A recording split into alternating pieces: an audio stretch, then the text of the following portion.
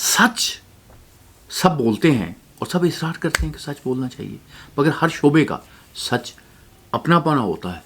کہتے ہیں کہ استاد پڑھا رہے تھے اور انہوں نے ایک گڈریے کے بیٹے سے سوال کیا. انہوں نے کہا کہ متعلقہ سوال ہونا چاہیے. انہوں نے کہا کہ اگر 50 بیڑیں جا رہی ہوں، 30 بیڑیں جو ہیں وہ گڑھے میں گر جائیں تو باقی کتنی بیڑیں رہ جائیں گی باہر؟ بیٹے نے کہا کہ کوئی بھی نہیں. ماسٹر نے اسے ڈانٹا کہ تم احمق ہو، جاہل ہو، تمہارا باپ بھی بڑا جاہل ہوتا تھا، تم میتھمیٹکس کو بالکل نہیں جانتے. یہ سیدھا سا سوال تھا، میں نے تمہارے مطابق اس کو بنا کے جواب دیا کہ تم کہہ رہے ہو کہ 30 اگر بیڑیں گر جائیں گی تو پھر باہر کوئی بھی نہیں رہے گی، تو تم بالکل میتھ کو نہیں جانتے.